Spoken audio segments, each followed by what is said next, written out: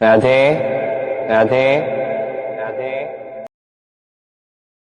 प्यारे बच्चों, आज मैं आपके पास क्लास 11 फिजिक्स से चैप्टर 1 जिसका नाम है मेजरमेंट्स यूनिट एंड डायमेंशन को लेकर के आया हूँ। हम इस चैप्टर को बिल्कुल बेसिक से और डीपली समझेंगे। ठीक है, मैं पूरी कोशिश करूँगा कि इसके हर एक टॉपिक को आपको पॉइंट टू पॉइंट क्लियर किया जाए। ठीक है, आप भी पूरी तरह से समझने की कोशिश करेंगे। आइए शुरू करते हैं। इस चैप्टर का सबसे पहला टॉपिक जो आता है वो है फिजिक्स। जब भी हम किसी को बताते हैं कि हमने पीसीएम लिया हुआ है, हमारे पास फिजिक्स है, हमारे पास केमिस्ट्री है, हमारे पास मैथ्स है, तो जनरली एक कॉमन क्वेश्चन आता है कि व्हाट इज फिजिक्स। अगर मैं बच्चों के टर्म्स में बात करूं तो फिजिक्स को बच्चे कैसे बताते हैं कि भाई ये तो बहुत टफ सब्जेक्ट है, इसमें बहुत सारे न्यूमेरिकल हैं, बहुत सारी थ्योरीज हैं, बहुत सारे फॉर्मूले हैं, बहुत सारे तो डेरिवेशन है, और कितना भी पढ़ते जाओ कम लगता है। नो डाउट, जितना पढ़ते जाओ कम लगता है, बट फिजिक्स ये नहीं है। तो फिजिक्स क्या है बच्चों? फिजिक्स एक एग्जैक्ट साइंस है और स्टडी ऑफ नेचर है। हमारे नेचर के अंदर जितनी भी घटनाएं हो रही हैं उनकी स्टडी, उनके बारे में जो बेसिक लॉज हैं उनकी स्टडी, उनका मैनिफेस्टेशन, उनको कैसे अप्लाई किया जाता है, उसके पीछे क्या कारण है, इन सब को स्टडी हम करते हैं। तो कहाँ करते हैं? फिजिक्स में करते हैं। इनकी स्टडी को ही फिजिक्स कहा जाता है। आप बताइए, आपने रेनबो को बनते हुए देखा तो सबसे पहले कहाँ देखा? तो आंसर स्काई में। और कब देखा? Just after the rain.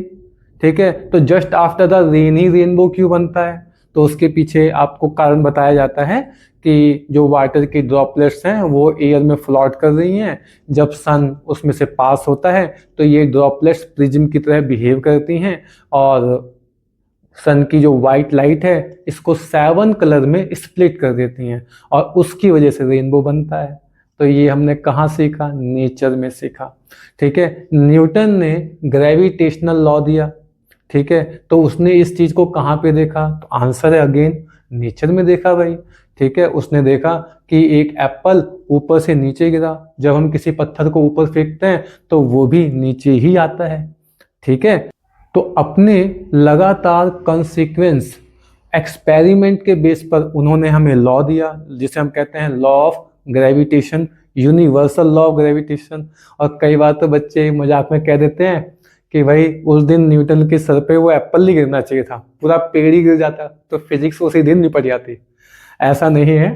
ठीक है, तो चलिए, ये तो मजाक की बात थी, आगे बढ़ते हैं। ठीक, तो न्यूटन ने इन सब घटनाओं को नेचर में देखा कि पेड़ से एप्पल गिरा तो नीचे आया, किसी पत्थर को किसी हाइट से छोड़ते हैं तो वो भी नीचे आता है, किसी चीज को ऊपर फेंकते हैं तो वो भी नीचे आता है। तो बहुत सारे एक्सपेरिमेंट किए तो यूनिवर्सल लॉ ऑफ ग्रेविटेशन दिया। ठीक है, हमने स्टीम इंजन के बारे में पढ़ा हुआ है। तो स्टीम इंजन का जो कॉन्सेप्ट है, ठीक है, जिसको हम थर्मोडायनामिक्स के अंदर पढ़ते हैं, उसके बारे में सबसे पहले किसने बताया? तो आंसर है उसके बारे में बताया जेम्स वाट ने, जिसके बेस पर स्टीम इंजन बना। तो वो उन्होंने कहाँ ऑब्जर्व किया था? आंसर अगेन नेचर में ऑब्जर्व किया भाई। ठीक है, तो फिजिक्स बेसिकली क्या है? Study of nature. और आइए फिजिक्स की डेफिनेशन को समझते हैं पहले तो। The branch of science which deals with the study of basic laws of nature and their manifestation in various natural phenomena is known as physics। तो फिजिक्स तो ये है। इसके बाद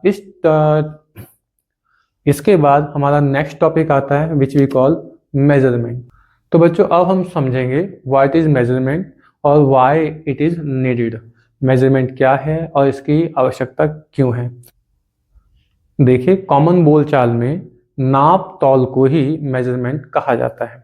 ठीक है, जैसे बहुत अच्छे अच्छे एग्जाम्पल हैं, समझते हैं। जैसे हम किसी फ्रूट सेलर के पास गए और हमने उससे कहा कि मुझे 1 kg एप्पल चाहिए। ओके, उसने एक पॉलीथीन ली, उसमें 5 एप्पल डाले और बिना वेगिंग मशीन पे रखे अगर आपको देने लग जाए कि लीजिए ले जाओ, ये 1 kg हो गया। क्या आप एग्री करेंगे? तो आंसर है नहीं, हम एग्री बिल्कुल नहीं करेंगे। हाँ, जब वो उसे वैगिंग मशीन पे रख देगा, उसमें उसका मेजरमेंट आ जाएगा कि 1 kg है, देन वी एग्रीड। बात समझ में आ रही है? तो इस चीज को हम क्या बोलते हैं? मेजरमेंट, कि हमने इसका मेजरमेंट किया है। ठीक है। इसी तरह से कोई मिल्कमैन है, आपको रैंडमली ऐसे ही आपके बर्तन में बिना नापे दूध को पोर कर दे और कहे कि भाई ये 2 लीटर है, तो क्या आप मान लेंगे? तो आंसर है बिल्कुल नहीं मानेंगे। ठीक है। लेकिन जब वो लीटर से, ठीक है, 2 बार भरकर आपके कंटेनर में उसे डालेगा, तब आप मान लेंगे कि हाँ ये दूध कितना है, ये मिल्क कितना है, ये 2 लीटर है। ठीक है, मेरी बात समझ में आ गई? तो ये सब चीजें हम क्या कर रहे हैं? मेजरमेंट कर रहे हैं। हमारा स्कूल कितनी दूर है भाई? तो 2 किलोमीटर है। ये क्या है? ये मेजरमेंट है। अब बात आती है मेजरमेंट की नीड क्यों है, क्यों नीड होती है मेजरमेंट की? देखिए, मेजरमेंट की नीड इसलिए होती है कि बहुत सारे इक्विपमेंट, बहुत सारी क्या बोलते हैं, बहुत सारे इक्विपमेंट, बहुत सारे सामान इस तरह के होते हैं। अगर वहाँ पर मेजरमेंट बिल्कुल एक्यूरेट ना हो, मेजरमेंट की सही नाप तौल ना की जाए, तो हम प्रॉब्लम में आ सकते हैं। ठीक है। जैसे कि मान लीजिए किसी का एंट्री गेट है, ठीक है, किसी के रूम का एंट्री गेट है और वो 3 फीट वाइड है, ठीक, और नापा नहीं किसी ने, बिना नापे कह दिया होगा 3-4 फीट, और उसके पास टेबल है जो कि 4 फीट विड्थ की है। ठीक है। वो देखने में हाँ ये भी लग रही है 3-4 फीट। अब वो उसको उसके अंदर, अब वो उस टेबल को रूम के अंदर लेके आ रहे हैं। ठीक। और एग्जैक्ट मेजरमेंट क्या है? एंट्री गेट 3 फीट का है और टेबल की जो विड्थ है वो 4 फीट की है, तो ऑब्वियसली वो उसके अंदर नहीं आ पाएगा। ठीक है ना? तो इसलिए हमें मेजरमेंट की नीड होती है। आई होप ये मेजरमेंट वाला टॉपिक आपको अच्छे से क्लियर हुआ होगा। अब हमारा जो नेक्स्ट टॉपिक है ना, वो है फिजिकल क्वांटिटी। अब ये फिजिकल क्वांटिटी क्या होती है? देखिए, ऐसे करेक्टर या ऐसी नेचर जिसको हम मेजर कर सकते हैं, जिसका हम मेजरमेंट ले सकते हैं, जिसके बेस पर, जिसके टर्म्स में लॉज एक्सप्लेन किए जा सकते हैं, उन्हें फिजिकल क्वांटिटी कहा जाता है, जिसको आप नाप सकें। जैसे हमारे पास कोई टेबल है, क्या हम उसकी लेंथ मेजर कर सकते हैं? तो आंसर है यस। क्या हम उसकी हाइट मेजर कर सकते हैं? तो आंसर अगेन यस। क्या हम उसकी विड्थ मेजर कर सकते हैं? तो आंसर अगेन यस। वैसे तो ये नाम अलग अलग हैं बच्चों, विथ, हाइट, लेंथ, ये नाम अलग अलग हैं। तीनों रिप्रेजेंट तो एक ही चीज को करते हैं, तीनों बेसिकली हैं तो लेंथ ही। ठीक है। तो मेरा कहने का मतलब ये था कि हम इन सबको मेजर कर सकते हैं। तो इसका मतलब ये हुआ कि लेंथ एक फिजिकल क्वांटिटी है।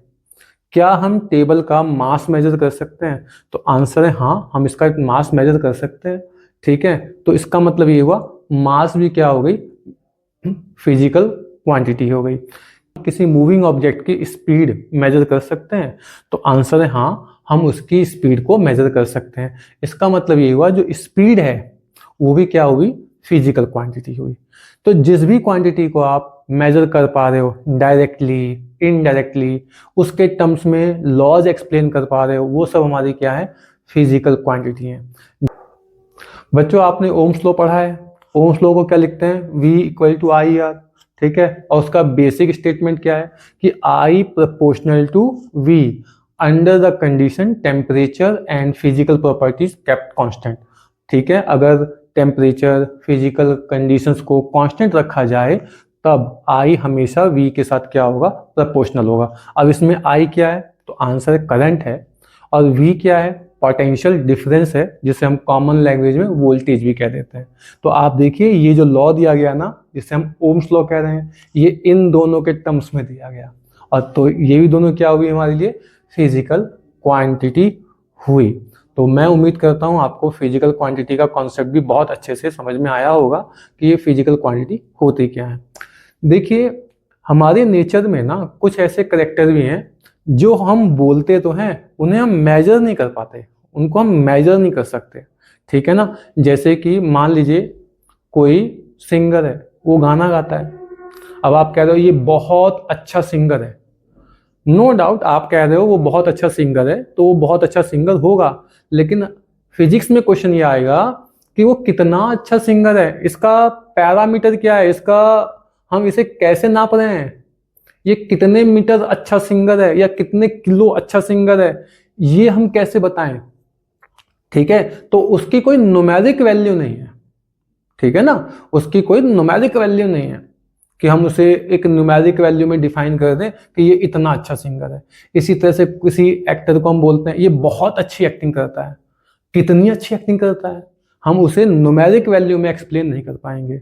ठीक है, कोई डांसर है वो कितना अच्छा डांसर है, कोई पेंटर है वो बहुत अच्छा पेंटर है, ठीक है, कोई राइटर है वो बहुत अच्छा राइटर है।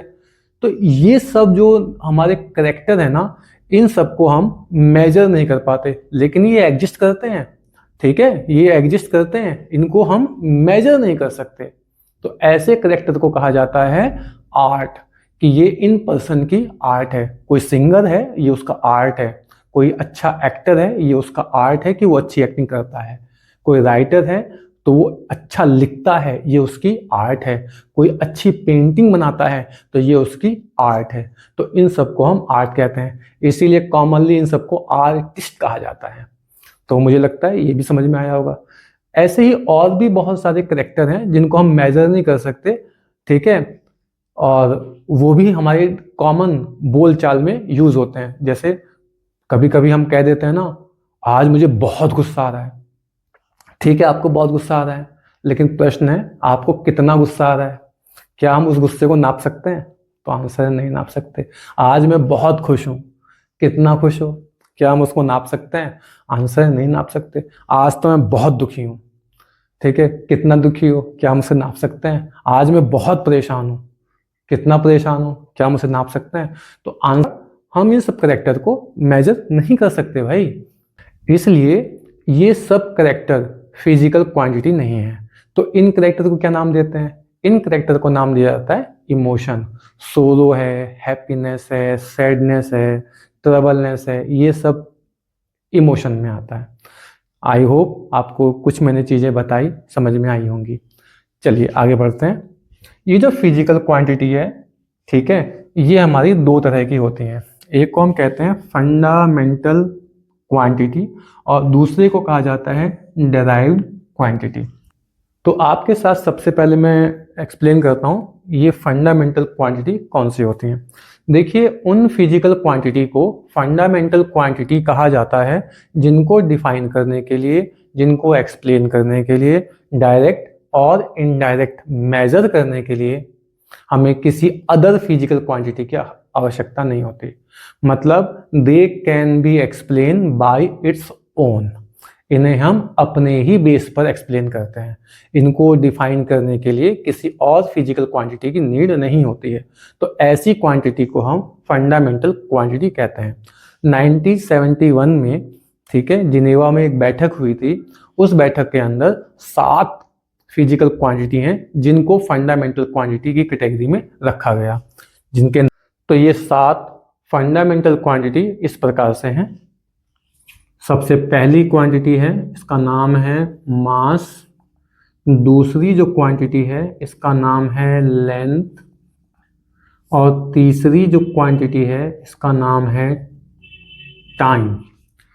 चौथी क्वांटिटी जो है इसको कहा जाता है इलेक्ट्रिक करंट। पांचवी जो क्वांटिटी है इसका नाम है टेम्परेचर। छठी जो क्वांटिटी है इसका नाम है ल्यूमिनस इंटेंसिटी। और सातवीं जो क्वांटिटी है इसका नाम है क्वांटिटी ऑफ सब्सटेंस।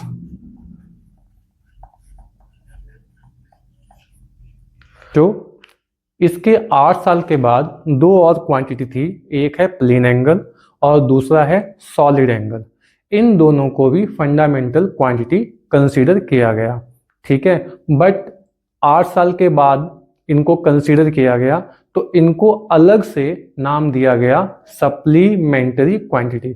जैसे हम कुछ भी एडिशनल लेते हैं तो उसको सप्लीमेंट का नाम देते हैं ना, भाई रोटी दाल चावल तो हम रोज खाते हैं, ठीक है। इसके अलावा जो हम कभी कभी एक्स्ट्रा चीज़ें लेते हैं उसे हम क्या नाम देते हैं? सप्लीमेंट नाम देते हैं। उसी सेंस में इसका नाम क्या रखा गया, सप्लीमेंट्री क्वांटिटी रखा गया। तो हमारे पास दो सप्लीमेंट्री क्वांटिटी हैं।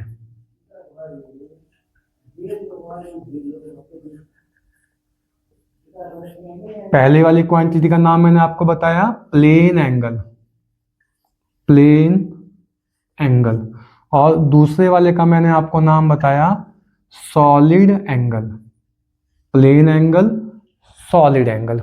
तो ये दोनों हमारी क्या है, सप्लीमेंट्री क्वांटिटी हैं। तो वैसे तो 7 फंडामेंटल हैं, लेकिन अगर हम 8 साल के बाद वाला हिसाब लगा के देखें तो 9 बनती हैं। ठीक है, आई होप ये दोनों समझ में आई होंगी। तो बच्चों अब हम नेक्स्ट पढ़ेंगे डेराइव्ड क्वांटिटी। ये क्या होती हैं, तो those physical quantity which can be define और explain in terms of fundamental quantity, जिनको फंडामेंटल क्वांटिटी के टर्म्स में डिफाइन किया जाता है, एक्सप्लेन किया जाता है, मेजर किया जाता है, उन्हें हम डेराइव्ड क्वांटिटी कहते हैं। आप जितनी भी डेराइव्ड क्वांटिटी देखेंगे, जितनी भी, उनमें चाहे एक ही फंडामेंटल क्वांटिटी होती जरूर है। ठीक है, जब भी उन फिजिकल क्वांटिटी का फॉर्मूला लिखेंगे तो उसमें चाहे एक ही फंडामेंटल क्वांटिटी आती जरूर है। आपको मैं कुछ एग्जांपल बताता हूं, देखिएगा। पहला एग्जांपल हमने लिया एरिया। तो एरिया लेंथ इनटू ब्रेथ। देखिए वैसे तो हम ब्रेथ बोल देते हैं, लेकिन अभी मैंने बताया था कि ब्रेथ है तो लेंथ ही, तो यहां पे दोनों क्या आ गई, फंडामेंटल क्वांटिटी आ गई। इसी तरह से हम पढ़ते हैं फोर्स के बारे में। तो फोर्स क्या होता है, फोर्स होता है mass into acceleration, mass into acceleration. ठीक है, तो यहां पे देखिए ये जो मास है ना, ये फंडामेंटल क्वांटिटी है। नेक्स्ट हमें इसी तरह से पढ़ते हैं बच्चों वर्क। ठीक है, तो वर्क क्या है, वर्क है फोर्स इनटू डिस्प्लेसमेंट। तो यहां पर ये जो डिस्प्लेसमेंट है ये किसको रिप्रेजेंट कर रहा है, लेंथ को कर रहा है भाई। ठीक है, तो इसका मतलब ये हुआ कि यहां भी एक फंडामेंटल क्वांटिटी आ गई। इसी तरह से हम पढ़ते हैं डेंसिटी के बारे में। तो डेंसिटी क्या होती है बच्चों, डेंसिटी होती है मास अपॉन वॉल्यूम। ठीक है, तो यहाँ पे मास क्या है, फंडामेंटल क्वांटिटी है। तो जैसा मैंने कहा कि डिराइव्ड क्वांटिटी के अंदर चाहे एक ही फंडामेंटल क्वांटिटी होती जरूर है। डिराइव्ड क्वांटिटी बिना फंडामेंटल क्वांटिटी के ना तो एक्सप्लेन होती हैं और ना हम उन्हें समझा पाते हैं। डिराइव का मतलब ही होता है डेवलप करना, तैयार करना, बनाना। ठीक है ना, तो ये किससे बनी है, फंडामेंटल क्वांटिटी से बनी है। मैं उम्मीद करता हूँ ये सारे टॉपिक आप लोगों को बहुत अच्छे से क्लियर हुए होंगे। ठीक है प्यारे बच्चों, अब हमारा जो नेक्स्ट टॉपिक है उसका नाम है physical unit, simply we call it unit. देखिए यूनिट क्या होता है, सभी देशों के जो वैज्ञानिक हैं इन्होंने जिनेवा में बैठक की और बैठक करने के बाद जितनी भी फिजिकल क्वांटिटी हैं उनके लिए एक स्टैंडर्ड ऑफ मेजरमेंट तय कर दिया। ठीक है, उन्हीं स्टैंडर्ड मेजरमेंट को हम क्या कहते हैं, यूनिट कहते हैं। हर एक फिजिकल क्वांटिटी के लिए ठीक है एक स्टैंडर्ड मेजरमेंट सेलेक्ट किया गया, रखा गया, सब उस पर एग्री हुए, उसी का नाम फिजिकल यूनिट या सिंपली यूनिट कहा जाता है। आप इसकी डेफिनेशन को भी देखेंगे तो डेफिनेशन भी इसी बात को बताती है, the standard amount of physical quantity chosen to measure the physical quantity of the same kind is called physical quantity। ठीक है, एक ही तरह की फिजिकल क्वांटिटी को मेजर करने के लिए जो हम स्टैंडर्ड का यूज करते हैं ना, एक ही तरह के, उनको हम फिजिकल यूनिट का नाम देते हैं। ये सेम काइंड का मतलब क्या है, ठीक है, इसे मैं पहले एक्सप्लेन कर देता हूं। जैसे लेंथ है, ब्रेथ है, हाइट है, डिस्टेंस है, डिस्प्लेसमेंट है, ये नाम जो है ना, ये नाम अलग अलग हैं, बट ये सब रिप्रेजेंट तो लेंथ को ही करते हैं। ठीक है। तो इन सब के लिए हमने जो कॉमन स्टैंडर्ड मेजरमेंट रखा वो रखा मीटर, कि ये क्या है, मीटर है। तो लेंथ के लिए हम यूनिट क्या यूज करते हैं, मीटर यूज करते हैं। इसी तरह से मास के लिए हम क्या यूज करते हैं, किलोग्राम यूज करते हैं। किसी लिक्विड का वॉल्यूम मेजरमेंट करना है तो उसके लिए हम क्या यूज करते हैं, लीटर यूज करते हैं। तो इस तरह से जो अलग अलग फिजिकल क्वांटिटी हैं उनके लिए क्या किए गए, स्टैंडर्ड अमाउंट सेट कर दिए गए, उसी को हम यूनिट बोलते हैं कि ये इन फिजिकल क्वांटिटी की क्या है, यूनिट है भाई। ठीक है। ये जो फिजिकल यूनिट हैं इनको दो पार्ट में डिवाइड किया हुआ है। पहली है फंडामेंटल यूनिट और दूसरी है डेराइव्ड यूनिट। ये दो तरह की होती हैं। फंडामेंटल यूनिट, देखिए हमारे पास सिर्फ 7 ही फंडामेंटल क्वांटिटी हैं, बाद में 2 क्वांटिटी और ऐड की गई, मैंने आपको बताया था, उन्हें कहा जाता है सप्लीमेंट्री क्वांटिटी। इन 9 क्वांटिटी को छोड़ करके जितनी भी क्वांटिटी हैं वो सब डेराइव्ड क्वांटिटी हैं। ओके। तो जो यूनिट हम फंडामेंटल क्वांटिटी के लिए यूज करते हैं उन्हें फंडामेंटल यूनिट कहा गया, जो इस प्रकार से है, देखिएगा यहाँ। जैसे मास के लिए हम किलोग्राम यूज करते हैं, लेंथ के लिए हम मीटर यूज करते हैं, टाइम के लिए हम सेकेंड यूज करते हैं, इलेक्ट्रिक करंट के लिए एम्पियर, टेम्परेचर के लिए केल्विन, ल्यूमिनस इंटेंसिटी के लिए कैंडिला और क्वांटिटी ऑफ सब्सटेंस के लिए मोल। ये यूनिट यूज की जाती हैं। ठीक है। जो सप्लीमेंट्री यूनिट है, प्लेन एंगल के लिए हम यूज करते हैं रेडियन और सॉलिड एंगल के लिए हम यूज करते हैं स्टेरेडियन। यहां तक मेरी बात समझ में आ गई आप लोगों को। इसके बाद है डेराइव्ड यूनिट। ठीक है। ये क्या होती हैं, तो those unit which are used for derived quantity, जिनको डेराइव्ड क्वांटिटी के लिए यूज किया जाता है, ऐसी यूनिट को हम डेराइव्ड यूनिट बोलते हैं। जैसे स्पीड है, ठीक है, तो स्पीड की यूनिट हम क्या लिखते हैं, मीटर पर सेकेंड, या इसको लिखा जाता है मीटर सेकेंड इनवर्स। एक्सिलरेशन है, तो बच्चों एक्सिलरेशन की यूनिट हम क्या लिखते हैं, मीटर पर सेकेंड स्क्वायर या मीटर सेकेंड -2। ठीक है। डेंसिटी है, इसकी यूनिट हम क्या लिखते हैं, किलोग्राम पर मीटर क्यूब। आई होप ये जो सारे टॉपिक थे ये आपको अच्छे से क्लियर हुए होंगे। अब तो बच्चों अब हमारा जो नेक्स्ट टॉपिक है ना वो है कैरेक्टरिस्टिक्स ऑफ यूनिट। बहुत ही इंटरेस्टिंग टॉपिक है, आइए इसके बारे में डिटेल में समझते हैं। इसका जो पहला पॉइंट है ना वो ये कहता है कि यूनिट का जो साइज है, ठीक है, जो उसका हमने साइज लिया हुआ है वो ओवर द टाइम फिक्स रहना चाहिए, do not change, it should not be change. ठीक है ना। ये ऐसा नहीं कि क्या बोलते हैं, समय के साथ साथ वो साइज चेंज हो गया।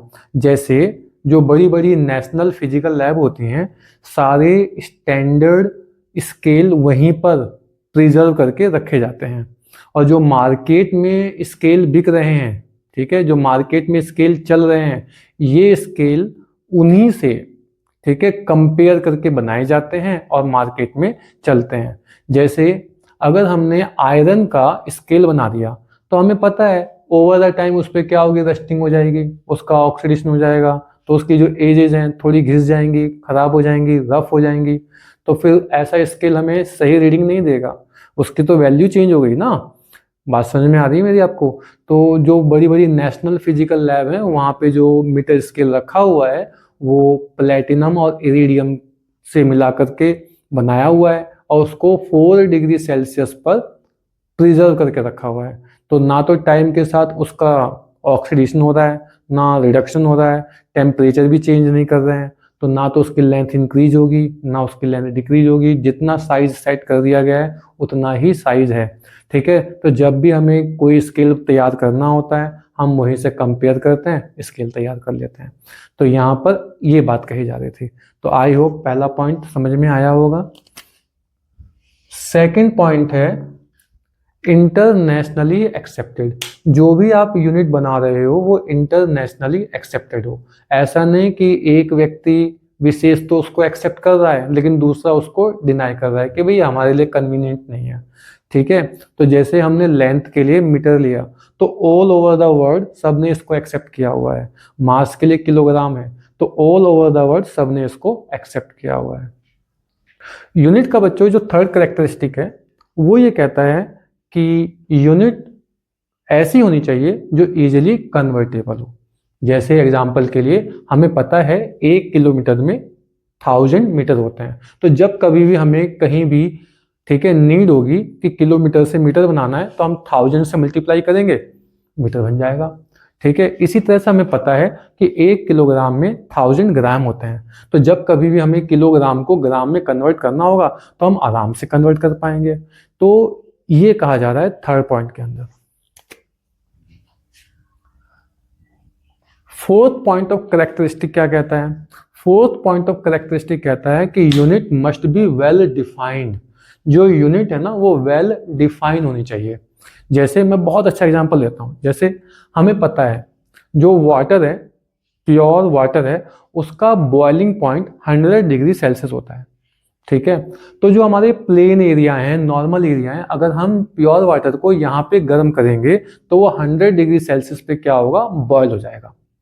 ठीक है, वो गर्म हो जाएगा। लेकिन अगर हम उसी पानी को हिल एरियाज में लेके जाएं, हाई एल्टीट्यूड पे लेके जाएं, तो वो 100 डिग्री सेल्सियस पे बॉयल होगा, इसकी कोई गारंटी नहीं है।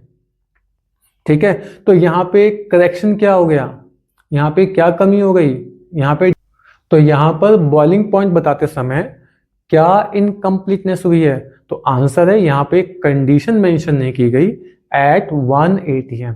तो जो प्योर वाटर होता है उसका बॉइलिंग पॉइंट 100 डिग्री सेल्सियस होता है, लेकिन 1 atm पर। अगर किसी भी एरिया का, किसी भी जगह का प्रेशर 1 atm है तो वहां पर प्योर वाटर का बॉइलिंग पॉइंट 100 डिग्री सेल्सियस आएगा।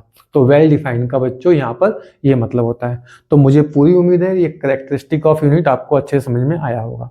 अब जो हमारा टॉपिक है वो है मेजरमेंट ऑफ फिजिकल क्वांटिटी। जब भी हम किसी फिजिकल क्वांटिटी को मेजर करते हैं, उसकी कोई रीडिंग नोट करते हैं, तो उसकी रीडिंग में दो चीज़ें होती हैं। पहला होता है न्यूमेरिकल डेटा और दूसरा होता है उसकी यूनिट। जैसे कि हमारे पास मास है, ठीक है बच्चों, मास, किसी ऑब्जेक्ट का मास 5 kg है, तो ये जो 5 है ये तो हो गया न्यूमेरिकल वैल्यू, हमने n से रिप्रेजेंट कर दिया, और ये जो है ये हो गई यूनिट, इसको हमने रिप्रेजेंट कर दिया u से, और फिजिकल क्वांटिटी को रिप्रेजेंट कर दिया q से। तो यहाँ पर q बराबर nu आ गया। तो ये फिजिकल क्वांटिटी के मेजरमेंट के लिए क्या बन गया, एक फॉर्मूला बन गया। ओके, अब आगे बात करते हैं बेटा। जो ये क्या बोलते हैं, जो ये मेजरमेंट ऑफ फिजिकल क्वांटिटी है ना, जिसमें अभी आपने देखा एक फॉर्मूला बना q बराबर nu, numerical value product with unit, इनका जो प्रोडक्ट है ये हमेशा कांस्टेंट रहता है, ये हमेशा कांस्टेंट रहता है। और हम इस लॉजिक का और इस प्रिंसिपल का यूज कई जगह पे करेंगे। देखिए, पहले मैं आपको प्रूव करके बताता हूं कि इनका प्रोडक्ट कांस्टेंट कैसे रहता है। सी, हमारे पास कोई डेटा है 5 किलोग्राम। ओके, हमने इसे क्या कहते हैं, हमने इसे ग्राम में कन्वर्ट कर दिया, तो 5 किलोग्राम हो जाएगा 5000 ग्राम। ठीक है, तो ये जो हमारा पहला सिस्टम है यहाँ पे न्यूमेरिकल वैल्यू है n1, यूनिट है u1, और ये जो हमारा दूसरा सिस्टम है यहाँ पर न्यूमेरिकल वैल्यू है n2 और यूनिट है u2। तो आप देख सकते हैं पहले सिस्टम में जो इन दोनों का प्रोडक्ट है वो दूसरे सिस्टम के क्या आ रहा है, बराबर आ रहा है। तो इसीलिए मैंने बोला कि ये जो nu है ना, ये हमेशा क्या रहता है, कांस्टेंट रहता है। तो आई होप ये सारे टॉपिक आपको अच्छे समझ में आए होंगे। प्यारे बच्चों, अब मैं आपके साथ नेक्स्ट टॉपिक डिस्कस करूंगा जिसका नाम है सिस्टम ऑफ यूनिट। ठीक है, मीन्स यूनिट का सिस्टम। तो हमारे पास टोटल 4 सिस्टम ऑफ यूनिट हैं। There are only 4 system of unit. आइए इन सब को ना 1 by 1 बहुत इजी मोड पर और डिटेल में समझते हैं। सबसे पहला सिस्टम ऑफ यूनिट है CGS सिस्टम। ये जो सिस्टम है ना, ये फ्रांस में डेवलप हुआ था और इसको हम फ्रेंच सिस्टम ऑफ यूनिट भी कहते हैं। इस सिस्टम में लेंथ के लिए बेसिक फंडामेंटल यूनिट थी सेंटीमीटर, जिसको हम C से रिप्रेजेंट करते हैं। मास के लिए बेसिक फंडामेंटल यूनिट थी ग्राम, जिसको हम G से रिप्रेजेंट करते हैं। और टाइम के लिए बेसिक फंडामेंटल यूनिट ली गई थी सेकंड, इसको हम S से रिप्रेजेंट करते हैं। और इस सिस्टम को मैट्रिक सिस्टम भी कहा जाता है। सेकंड है FPS सिस्टम। ये सिस्टम ब्रिटिश में डेवलप हुआ था। It was developed by Britishers. ठीक है, जो इंग्लैंड में रहते थे लोग, वो इस सिस्टम का यूज करते थे। ठीक है, इस सिस्टम के अकॉर्डिंग लेंथ के लिए बेसिक फंडामेंटल यूनिट थी foot, F stand for foot. Mass के लिए बेसिक फंडामेंटल यूनिट थी pound, P stand for pound. और टाइम के लिए बेसिक फंडामेंटल यूनिट थी सेकंड। और सेकंड, ये जो S है, ये सेकंड के लिए स्टैंड करता है। और ये एक non matric system of unit है। नेक्स्ट थर्ड आता है MKS सिस्टम। ठीक है, it was also developed in France. इसको भी ना फ्रांस में डेवलप किया गया था। एक्चुअली में मेजरमेंट करने के लिए फ्रांस के लोग जब इस यूनिट का यूज करते थे तो सेंटीमीटर एक छोटा साइज है, ग्राम एक छोटा साइज है। और अगर हमें बड़े साइज, ठीक है, बड़ी चीज़ों को मेजर करना था तो उसके लिए हमारे पास यूनिट भी बड़ी होनी चाहिए। इसलिए उन्होंने MKS सिस्टम को डिराइव किया। इस सिस्टम में लेंथ के लिए बेसिक फंडामेंटल यूनिट थी metre, M stand for metre. Mass के लिए बेसिक फंडामेंटल यूनिट थी किलोग्राम और K स्टैंड फॉर किलोग्राम। और टाइम के लिए बेसिक फंडामेंटल यूनिट थी सेकंड और S stand for second. This system also a metric system. इसे हम मैट्रिक सिस्टम कहते हैं। ठीक है, इसको भी मैट्रिक सिस्टम कहा जाता है। अब पहले आपको मैट्रिक और नॉन मैट्रिक के बीच का ये जो डिफरेंस है, इसको हम अच्छे से क्लियर करते हैं। ये होता क्या है, देखिए बच्चों। मैट्रिक सिस्टम, पहले इसको समझाते हैं। हम उन सिस्टम ऑफ यूनिट को कहते हैं या उनके लिए यूज किया जाता है जिसमें अगर हमें नेक्स्ट लोअर यूनिट बनानी है, तो we have to multiply by 10, just multiply by 10 and you get next lower unit. और इसी तरह से अगर आपको नेक्स्ट हायर यूनिट बनानी है तो जस्ट डिवाइड बाय 10। तो यहाँ पे हमें क्या करना है, सिर्फ एक नंबर याद रखना है 10। ठीक है, नेक्स्ट लोअर बनानी है तो आप 10 से मल्टीप्लाई कीजिए, और नेक्स्ट हायर यूनिट बनानी है तो आप 10 से डिवाइड कर दीजिए। कुछ इस तरह से,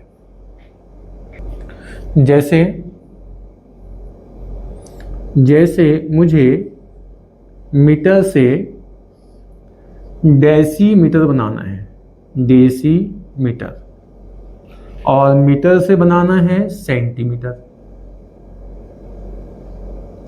और सेंटीमीटर से बनाना है मिलीमीटर। ठीक है, तो देखिए ये जो यूनिट है ना, ये स्मॉल यूनिट है, लोअर यूनिट है। तो मीटर से नेक्स्ट स्मॉल यूनिट जो है वो डेसीमीटर है। तो आपको मीटर में मल्टीप्लाई करना है 10 से, you get next lower unit. इसी तरह से डेसीमीटर से सेंटीमीटर बनाना है, multiply by 10, you get next lower unit. Similarly here.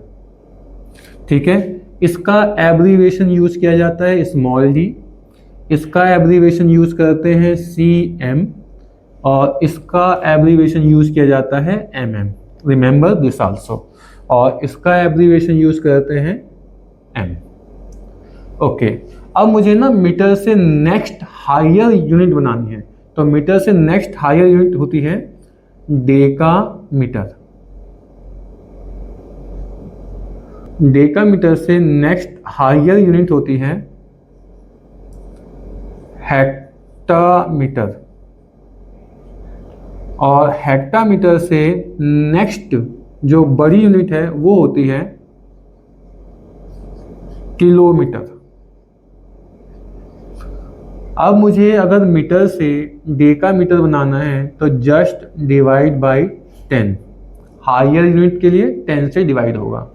Decametre से नेक्स्ट बनानी है ना तो जस्ट डिवाइड बाय 10, और हेक्टोमीटर से किलोमीटर बनाना है तो जस्ट डिवाइड बाय 10, तो you get the next higher unit. Decametre के लिए याद रखना है एब्रीवेशन यूज किया जाता है DA, हेक्टोमीटर के लिए एब्रीवेशन यूज करते हैं H, और किलोमीटर का तो आप लोगों को पता होगा KM यूज किया जाता है। आई थिंक सो कि आप लोगों को जो मैट्रिक सिस्टम है ये समझ में आया होगा। मैट्रिक सिस्टम इसलिए हमारे लिए हमेशा से कन्वीनियंट रहता है और इजी रहता है। अब हम आपसे बात करेंगे नॉन मैट्रिक सिस्टम की। FPS सिस्टम जो है ये हमारा नॉन मैट्रिक सिस्टम है। नॉन मैट्रिक सिस्टम में क्या होता है, अगर हमें एक यूनिट से दूसरी यूनिट में कन्वर्जन करना है तो वहाँ पर एक पर्टिकुलर रीडिंग भी अलग से याद करनी होती है। ठीक है, जैसे एग्जाम्पल के लिए हमें पता है 1 दर्जन में 12 होता है। अगर हमारे पास कोई ऑब्जेक्ट 1 दर्जन है तो उसमें कितनी क्वांटिटी आएगी, 12 आएगी। ठीक है, तो हमें यूनिट भी याद रखनी है और वो अलग से नंबर भी याद रखना है। ठीक है, जैसे पुराने टाइम में एक अलग ही तरह का सिस्टम ऑफ यूनिट होता था। ठीक है, आइए उनको आपको समझाते हैं। पुराने टाइम में मास के लिए इस तरह का सिस्टम यूज़ किया जाता था। जैसे 8 रति होता था 1 मासा, 4 मासा होता था 1 तोला, 5 तोला इक्वल होता था 1 छटाक, 4 छटाक इक्वल होता था 1 पाव, 4 पाव यूज होते थे 1 सेर के बराबर, और 40 सेर इक्वल होते थे 1 मन के बराबर, 2.5 मन या 100 सेर इक्वल होता था 1 क्विंटल के बराबर। तो इस सिस्टम के अंदर प्रॉब्लम ये थी, हमें ये कन्वर्जन के लिए जो यूनिट यूज़ कर रहे हैं ये तो याद करनी ही है, साथ में ये जो रीडिंग है ना इनको भी याद करना होता था, इनको भी याद करना जरूरी था। ठीक है, और इसी तरह से ये तो मास के लिए है बच्चों, इसी तरह से इसका था लेंथ के लिए। ठीक है, कि 1760 गज में 1 माइल होते हैं, 800 गज में 1 फरलांग होते हैं। ठीक है, ये जो नॉन मैट्रिक सिस्टम होते हैं इनमें एक सबसे बड़ी कमी ये थी कि ये यूनिवर्सल नहीं थे। ठीक है, इसलिए इनको एक्सेप्ट करना थोड़ा मुश्किल था। अब जैसे आपने पढ़ा FPS सिस्टम, ये भी बड़ा अजीब है। जैसे अब लेंथ के लिए फुट का यूज़ करते हैं। ठीक है, ब्रिटिशर्स लेंथ नापने के लिए फुट का यूज़ करते थे। तो फुट पैर, जो पैर है उसको उन्होंने एक स्टेप चल दिया, तो उस एक स्टेप में उनके पैर की जो उनका फुटप्रिंट है उसकी जो लेंथ आई उसे उन्होंने 1 फीट मान लिया, उस फुटप्रिंट की लेंथ को। अब बात यह है भाई, अलग व्यक्ति का जो फुटप्रिंट है उसका जो साइज है वो तो अलग होगा ना, सबका यूनिवर्सली सेम तो नहीं होगा। ठीक है, तो हम इसको कन्वीनियंट कैसे मान सकते हैं। इसी तरह से अभी जो पाउंड है, पाउंड के साथ भी ऐसा ही है। इंग्लैंड में जो केक का कंजप्शन है बहुत ज़्यादा होता है, तो केक बनाने के लिए उन्हें एक प्रॉपर क्वांटिटी में, ठीक है, जो मटेरियल है वो चाहिए होता था, चाहे वो फ्लोर का यूज़ कर रहे हैं चाहे वो मैदा का यूज़ कर रहे हैं। ठीक है, तो उनके पास एक कंटेनर था, उस कंटेनर में जितनी भी क्वांटिटी आती थी उस क्वांटिटी को वो 1 पाउंड मानते थे कि ये 1 पाउंड है जी। ठीक है, अब उन्हें 2 पाउंड चाहिए तो उसी कंटेनर से 2 बार मेजर कर लिया, तो ये क्या हुआ भाई, ये 2 पाउंड हुआ। और जब हमने उस 1 पाउंड को मेजर किया तो वो 1 पाउंड हमें कितना मिला मॉडर्न टाइम में, तो 436 ग्राम। ठीक है। और इंग्लैंड में केक की क्वांटिटी को मेजर करने के लिए वो लोग पाउंड का यूज करते थे, इसीलिए भारत के अंदर भी जब हम केक का ऑर्डर देते हैं किसी कन्फेक्शनर को तो वो हमसे उसके पाउंड के बारे में ही पूछता है कि आपको कितने पाउंड का केक बनाना है। तो ये सिमिलरिटी है। तो आई होप ये नॉन मैट्रिक सिस्टम अच्छे समझ में आया होगा। ठीक है। तो इसका सबसे बड़ा डिसएडवांटेज यही था, हमें यूनिट के साथ साथ वैल्यूज को भी याद रखना जरूरी होता था। ठीक है। इसी तरह से अगर मैं आपको बताऊं तो ये जो 1 तोला है, ठीक है, इसको लेकर के भी बाइसनेस चलती रहती है। कुछ लोग 1 तोला बराबर 10 ग्राम मानते हैं और कुछ लोग कहते हैं नहीं 1 तोला बराबर 12 ग्राम है। और रीजन क्या, यूनिवर्सल नहीं है, इसलिए कंफ्यूजन भी है। इसी प्रकार से बच्चों ये रत्ती है। ठीक है। और मुझे लगता है कि रत्ती के बारे में आपने सुना होगा, ये जो कुछ स्टोन्स आते हैं ना, स्टोन्स जेम्स, जैसे कि नीलम है, हीरा है, मूंगा है, ठीक है, इनको जब बेचा जाता है तो इनका जो मास है वो रत्ती में काउंट किया जाता है कि ये 8 रत्ती का है, ये 12 रत्ती का है, ये 20 रत्ती का है। ठीक है। अब रत्ती में भी कुछ लोगों को कन्फ्यूजन है। कुछ लोग मानते हैं कि एक रत्ती 120 मिलीग्राम की होती है, 120 मिलीग्राम।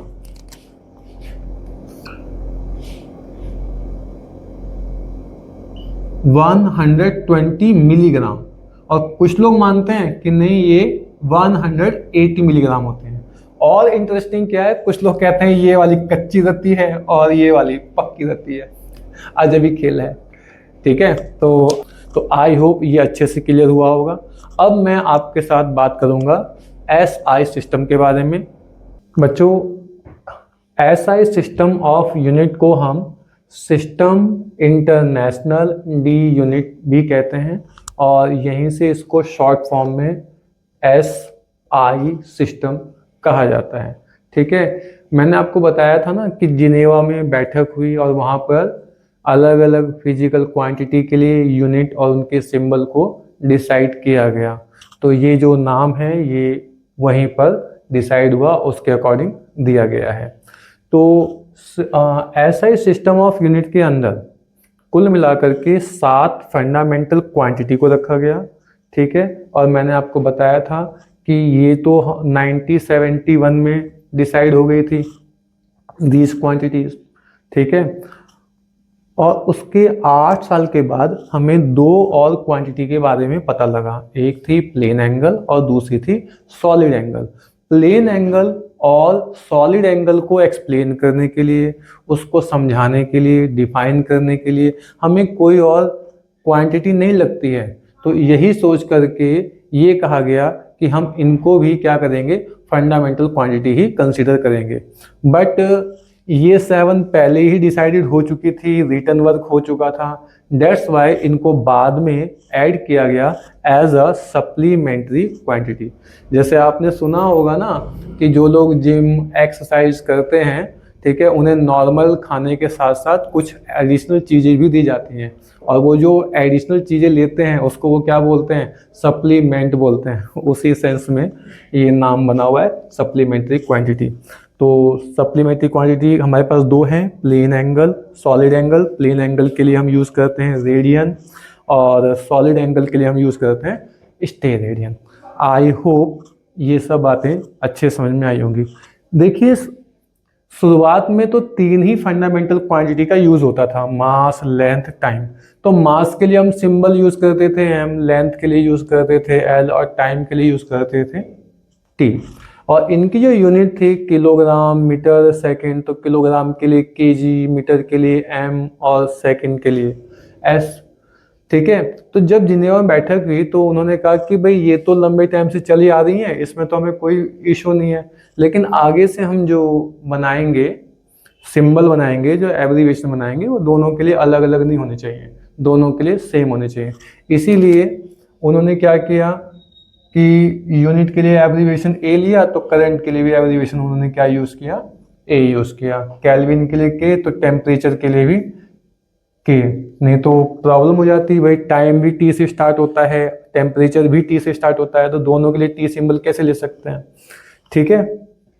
इसी तरह से ल्यूमिनस इंटेंसिटी के लिए सी डी और क्वांटिटी ऑफ सब्सटेंस के लिए मोल।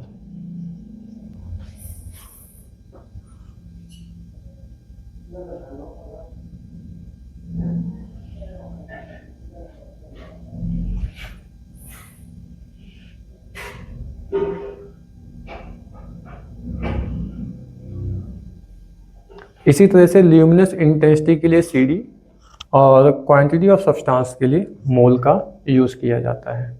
ओके, तो मैं उम्मीद करता हूँ ये सारी चीज़ें आपको अच्छे समझ में आई होंगी। अब हम एडवांटेज ऑफ एसआई सिस्टम समझेंगे।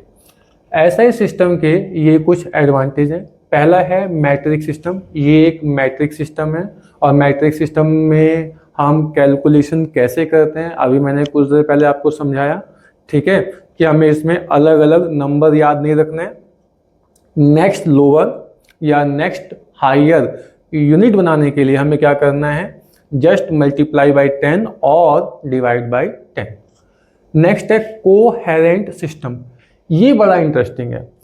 पुराने टाइम में ना जब हम कोई डेफिनेशन बनाते थे तो उस डेफिनेशन को बनाने में बड़ी दिक्कत आती थी, ठीक है। तो ये सिस्टम हमारी बहुत मदद करता है किसी भी डेफिनेशन को बनाने के लिए। आप देखेंगे through out the physics almost all the definition created by this way. ये क्या तरीका है समझते हैं। इस तरीके में क्या होता है कि हम सभी फैक्टर्स को यूनिट कंसीडर करते हैं। यूनिट मतलब 1। जैसे एग्जांपल समझिए, जैसे हमने लिया फोर्स, ठीक है। फोर्स के लिए जनरल फॉर्मूला हम यूज करते हैं F बराबर ma। अब मुझे 1 न्यूटन को डिफाइन करना है कि 1 न्यूटन कितना होता है, ठीक है। तो ये सिस्टम हमें क्या कहता है कि आप ऐसा करो, मास को कंसीडर कर लो 1 किलोग्राम, एक्सिलरेशन को कंसीडर कर लीजिए 1 मीटर स्क्वायर, और जब ये डेटा यहाँ रखोगे तो फोर्स कितना आएगा, 1 न्यूटन आ जाएगा, ठीक है। और यहीं से इसकी डेफिनेशन बन जाएगी कि अगर हम 1 kg मास पर फोर्स लगाएं और उसके अंदर 1 मीटर पर सेकंड स्क्वायर का एक्सेलरेशन डेवलप कर दें, ठीक है, तब उस फोर्स की वैल्यू 1 न्यूटन होगी। बिल्कुल इसी तरह से वर्क डन के लिए कर सकते हैं F इंटू एस। अगर हम F को 1 न्यूटन मान लेते हैं, S 1 मीटर होता है, तब W जो होगा वो हो जाएगा 1 जूल, ठीक है। तो यहाँ से हम 1 जूल को डिफाइन कर सकते हैं, ठीक, कि किसी बॉडी पर 1 न्यूटन का फोर्स लगाया जाए और फोर्स लगाने पर अगर उसमें डिस्प्लेसमेंट 1 मीटर का हो जाता है, then we consider work done is 1 joule. तब हम वर्क डन को क्या मानेंगे, 1 जूल मानेंगे। तो इस वे में अगर हम इसको देखें तो ये बहुत इजी और कन्वीनियंट हो जाता है। नेक्स्ट है रैशनल। ये जो सिस्टम है ये बड़ा रैशनलाइज सिस्टम है, ठीक है। इसने हमारे लिए एक काम और आसान कर दिया। क्या? जैसे हमारे चारों तरफ जो एनर्जी होती है ना वो अलग अलग टाइप की हैं, ठीक है। जैसे electric energy, kinetic energy, heat energy, sound energy, light energy, ये अलग अलग तरह की एनर्जी हैं। और इनको मेजर करने के लिए जनरली यूनिट भी हम अलग अलग यूज़ करते थे। जैसे इलेक्ट्रिक एनर्जी के लिए किलोवाट आवर, जिसे हम सिर्फ यूनिट कहते हैं। हीट एनर्जी के लिए कैलोरी, काइनेटिक एनर्जी के लिए जूल, वर्क के लिए जूल, ठीक है। तो इस सिस्टम ने हमसे ये कहा कि देखो इनको हम अलग अलग नाम से बुला रहे हैं, but they all are different forms of energy. In common word we can say they are energy. That's why we are using same unit for all types of energy, ठीक है। कहने का मतलब क्या है, जब हम ऐसा सिस्टम को यूज करते हैं तो अब वो एनर्जी कोई सी भी हो, electric energy, sound energy, heat energy, सबके लिए कॉमन यूनिट यूज होगी जूल। और सबसे लास्ट और बेस्ट है easy practical application to all physics branch. Physics की किसी भी ब्रांच में, ठीक है, इसको बहुत आसानी से और बहुत इजी वे में यूज़ किया जा सकता है, कोई प्रॉब्लम नहीं होती। मैं उम्मीद करता हूँ ये पूरा वीडियो लेक्चर आपको बहुत पसंद आएगा और बहुत कुछ इसमें सीखने को मिलेगा। ठीक है, बहुत जल्दी मैं इसका नेक्स्ट पार्ट आपके सामने लेकर के आऊँगा। टिल देन खुश रहिए, मुस्कुराते रहिए और अपना ध्यान रखिए। राधे राधे।